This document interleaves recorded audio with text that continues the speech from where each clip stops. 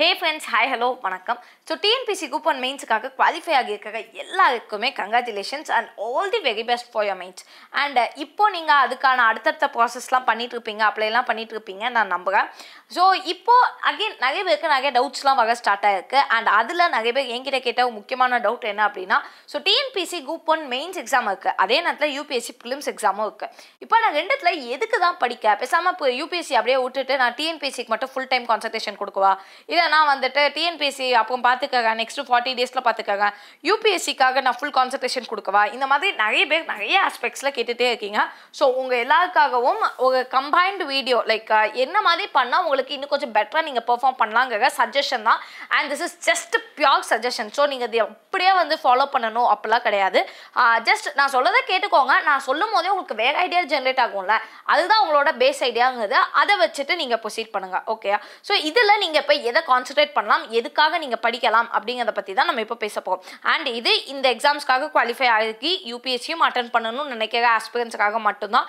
So others could obviously skip this video. okay?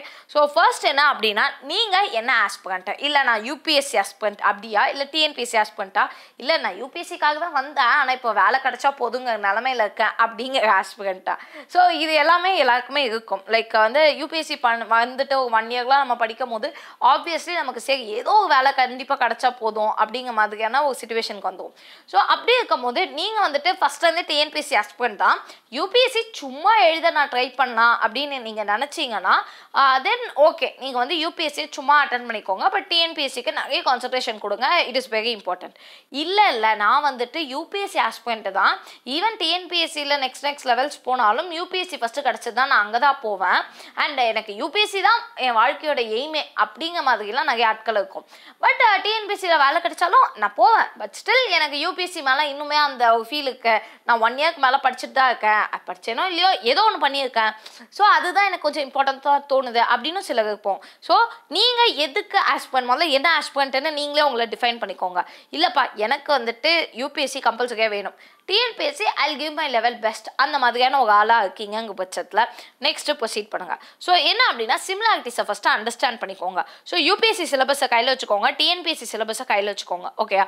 So இப்போ நம்ம UPSC Prelims-உம் clear பண்ணலாம், TNPSC மெயின்ஸையும் clear பண்ணலாம். ஆனால் அதுக்கு என்னென்ன வேலைகள் பண்ணணும் அப்படிங்கிறத தான் நான் இப்போ உங்கள்கிட்ட சொல்ல போகிறேன். ஓகே, இப்போ UPSC Prelims-க்கு ஹார்ட்லி ஒரு 55 டேஸ் இருக்குது, 50 டேஸ்ன்னு வச்சுக்கோங்க. அதே மாதிரி TNPSC Group 1 மெயின்ஸுக்கு உங்களுக்கு ஹார்ட்லி ஒரு 95 டேஸ் இருக்குது, 90 டேஸ்ன்னு வச்சுக்கோங்க. ஸோ இதுதான் வந்துட்டு எக்ஸாக்ட் சிச்சுவேஷன். ஓகேயா? இப்போது ஆல்ரெடி சிலபஸை கம்பேர் பண்ணி ஒரு வீடியோ இருக்கும். அந்த வீடியோ நீங்கள் பார்க்கலன்னா பார்த்துக்கோங்க. இல்லைன்னா நீங்களே உட்காந்து கம்பேர் பண்ணுங்கள் எவ்வளோ வந்து காமனாக இருக்குது, எவ்வளோ டிஃப்ரெண்ட்டாக இருக்குது அப்படின்னு சொல்லிட்டு. ஸோ அந்த சிமிலாரிட்டிஸை ஃபஸ்ட்டு அண்டர்ஸ்டாண்ட் பண்ணிக்கோங்க. என்னெல்லாம் சிமிலாரிட்டிஸ் இருக்கு அப்படிங்கறத எழுதி வச்சுக்கோங்க. ஓகே இதெல்லாம் சிமிலரா இருக்கு, இதெல்லாம் டிஸ்சிமிலரா இருக்கு, அதை மட்டும் ஜஸ்ட் லைக் தட் பார்த்துக்கோங்க. அடுத்தது தான் நீங்க இப்போ மேனேஜ் பண்ண கற்றுக்க போகிறீங்க. ஸோ இதை நீங்களே தான் டெவலப் பண்ணணும். பட் எப்படி டெவலப் பண்ணணும் நான் சொல்லிடுறேன். இப்போ அடுத்த ஒரு 40-50 நாள் இருக்கா, இந்த 40-50 நாளைக்கு நீங்கள் படிக்க போகிற எல்லாமே நீங்கள் UPSC-க்காக நினச்சி படிக்கணும். ஆனால் அதெல்லாம் TNPSC-க்காக. கொஞ்சம் கன்ஃபியூசிங்காக இருக்கல, ஒன்றும் இல்லை. எக்கனாமிக்ஸாக இருக்கட்டும், ஹிஸ்ட்ரியாக இருக்கட்டும், ஜியாகிரஃபியாக இருக்கட்டும், இது எல்லாமே காமன் தான், எல்லாருக்குமே காமன் தான். நீங்கள் TNPSC படித்தாலும் சரி, UPSC படித்தாலும் சரி, இது வந்து காமனாக இருக்க போக ஒரு விஷயம் தான். ஸோ ஆப்வியஸ்லி நீங்கள் அதை படிக்க போகிறீங்க. இல்லைப்பா இருந்தாலும் எனக்கு புக்கிலலாம் வந்துட்டு நான் இவ்வளோ நாள் NCERT படித்தேன், திடீர்னு நான் சமச்செக் படிக்கணும், இல்லை சமச்செக் படித்த NCERT படிக்கணும். பேஸ் கான்செப்ட் எல்லாத்துலேயுமே ஒன்று தான். ஸோ அதனால் நீங்கள் அந்த கன்ஃபியூஷன் தான் உங்களுக்கு தேவையில்லை. பட் என்னன்னா நீங்கள் படிக்கும் போதே ஒரு செகண்டு ஆன்சராக நான் எப்படி எழுதுவேன்னு யோசிச்சுக்கோங்க.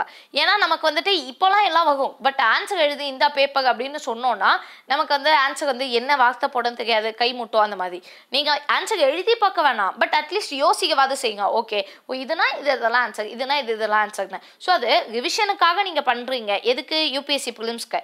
ஆனால் அது எங்கே யூஸ் ஆகும் உங்களுக்கு? TNPSC மெயின்ஸுக்கு யூஸ் ஆகும். அண்ட் ஒன்றும் பிரச்சனை இல்லை, அப்படியே UPSC மெயின்ஸுக்கும் யூஸ் ஆகும். ஏன்னா நீங்கள் TNPSC முடிச்சு மூச்சு விடுறதுக்குள்ளே UPSC மெயின்ஸும் வந்துக்கும். ஸோ அதனால எல்லாத்துக்குமே சேர்த்து ஃபார்மேட் அப்படிங்கிறது இதுதான். ஸோ நீங்கள் என்ன பண்ணுங்கன்னா படிச்சுட்டு ஜஸ்ட் லைக் தட் ரிவைஸ் பண்ணிக்கோங்க, மைண்டில் வச்சுக்கோங்க. ஓகே நான் இதெல்லாம் பண்ணுவேன். ஓகே இப்போ ஏதாவது ஏதாவது ஒரு பேட்டில் நடந்திருக்குன்னா அந்த பேட்டில் எல்லாருக்கும் அதே பேட்டில் தான், நமக்கு வேறு பேட்டில் அவங்களுக்கு வேறு பேட்டிலா? கண்டிப்பாக கிடையாது.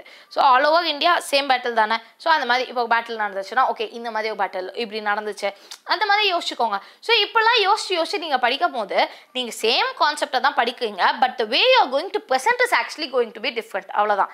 இல்லைக்கா இதை தவிர எனக்கு வந்துட்டு சில டாபிக்ஸ் தெரியாது, maybe Tamil Nadu art and culture நான் படிக்கலை, இல்லை தமிழ்நாடு டிரான்ஸ்போர்ட்டேஷன் நான் படிக்கலை, கரெக்டு தான், படிக்கலை தான்.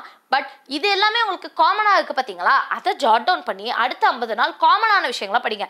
கரண்ட் அஃபேர்ஸ் எல்லாமே காமன் தான். தமிழ்நாடுக்கு நீங்கள் எக்ஸ்ட்ரா ஓரியன்டேஷன் கொடுத்து டிஎன்பிசிக்காக படிக்கணும், நான் இல்லைன்னு சொல்லலை. ஆனால் மற்றதையும் நீங்கள் படிக்கணும்ல.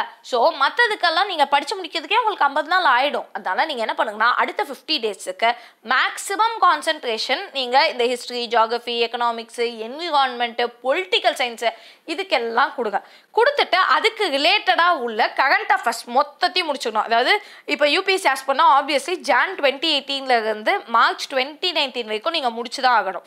மார்ச் கூட இல்லை, ஆக்சுவலி மே வரைக்கும் முடிக்கணும். அட்லீஸ்ட் மார்ச் வரைக்கும் நீங்கள் முடிச்சு தான் ஆவீங்கன்னு வச்சுக்கோங்க. போய் இவ்வளோ வருஷ கரண்ட் அஃபேர்ஸ், இந்த 1.5 வருஷ கரண்ட் அஃபேர்ஸையும் அண்ட் இந்த காமனான விஷயங்கள் எல்லாத்தையுமே படிக்கும் போது உங்களுக்கு ஃபஸ்ட்டு கான்ஃபிடன்ஸ் பில்ட் ஆகும். ஓகே, ஸோ இதை வச்சு யூபிஎஸ்சியை நீங்கள் நல்லபடியாக எழுதுவீங்க, யூபிஎஸ்சியை கிளியர் பண்ணுவீங்க. அதுக்கு அடுத்த கட்டமாக அடுத்த ஒரு 40 நாள் இருக்குது பார்த்தீங்களா, அந்த 40 நாளோ ஒரு 30 நாள் நீங்கள் வந்து இதை தாண்டி உள்ள விஷயங்கள், அதாவது என்னென்னா நீங்கள் தமிழ்நாடு ரிலேட்டடாக என்னென்ன படிக்கணும், தமிழ்நாடு ஆர்ட் அண்ட் கல்ச்சராக இருக்கட்டும், இல்லை தமிழ்நாடு கரண்ட் அஃபேர்ஸாக இருக்கட்டும், ஏதாச்சும் ஸ்பெசிஃபிக்காக இது இல்லாமல் வேறு ஏதாச்சும் கொடுத்துருந்தாங்க அப்படின்னா அதுக்கு படிக்கிறதா இருக்கட்டும். ஸோ இதெல்லாம் மட்டும் நீங்கள் கான்சன்ட்ரேட் பண்ணிங்கிற பட்சத்தில் நீங்கள் அதையும் ஒழுங்காக எழுதலாம். அப்போ அந்த கடைசி 10 நாள் ஜஸ்ட்டு நீங்கள் வந்து என்னெல்லாம் படிச்சிருக்கீங்களோ அதை ரிவைஸ் பண்ணதான் டைம் இருக்கும்.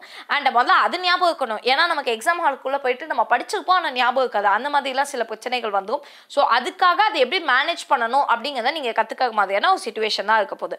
அப்போது நீங்கள் வந்து ஆக்சுவலி ஓவராலாக படிக்க வேண்டிய கான்செப்ட் நிறைய தான் இருக்குது. பட் முதல் 50 நாள் வந்து ரெண்டுத்துக்கும் காமனாக உள்ள கான்செப்ட்ஸ் எல்லாத்தையும் முடிச்சுக்கோங்க. அடுத்த 40 நாளைக்கு முக்கியமான ஒரு விஷயம் இருக்குது, ரைட்டிங் ப்ராக்டிஸ். நீங்கள் ஃபஸ்ட்டு 50 டேஸ் பண்ணாட்டி கூட பரவாயில்ல, பட் லாஸ்ட் 40 டேஸ் கம்பல்சரியாக நீங்கள் ரைட் பண்ணி பார்த்துட்டே இருங்க. ஃப்ரீக்வெண்ட்டாக வந்துட்டு ஏதாச்சும் பேப்பரில் எழுதி உங்களுக்கு தெரிஞ்ச யாராச்சும் டிஎன்பிஎஸ்சி ஆட்கள் இருக்காங்க அப்படின்னா அவங்கள்ட்ட கொடுத்துட்டே இருங்க.